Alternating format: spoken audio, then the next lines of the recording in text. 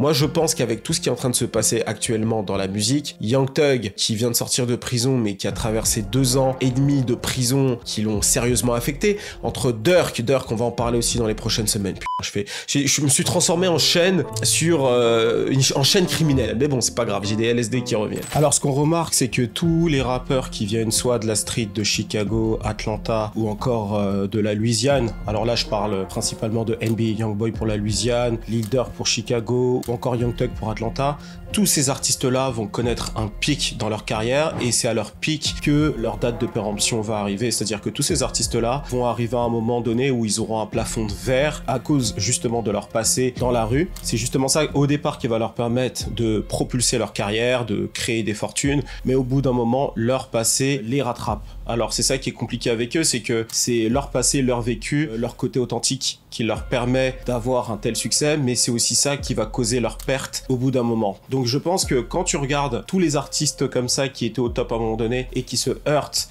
à ce plafond de verre là, j'espère que les artistes qui vont arriver après vont tenir compte de ça pour éviter de mettre la street au centre de tout, parce que lorsque tu mets la street au centre de tout, au bout d'un moment, ça ne fonctionne pas. Il y a des modèles qui fonctionnent beaucoup mieux, par exemple celui de 21 Savage. Effectivement, il a vécu ce qu'il a vécu, mais aujourd'hui, on peut voir qu'il a réussi à s'extirper de la rue. Il a gardé son authenticité, mais derrière, ce qu'il propose est vraiment bon et il n'a pas besoin à chaque fois de rester en permanence dans les rues d'Atlanta pour être relevant, tu vois. Et il y a aussi un autre modèle qui a strictement rien à voir, qui fonctionne très bien, c'est celui de Tyler, the Creator. Tyler, the Creator, c'est la longévité, on commence à s'en rendre compte, parce qu'il a réussi justement à développer une carrière en dehors de la street. Donc j'espère que les artistes verront ça et vont se calquer à ces modèles qui fonctionnent sur le long terme. Parce que lorsque tu regardes Young Thug ou encore Lil Durk, c'est la prochaine vidéo, ça ne peut pas marcher au bout d'un moment. Et on voit bien que Lil Durk a essayé de s'extirper au bout d'un moment de tout ça, mais il était déjà trop tard.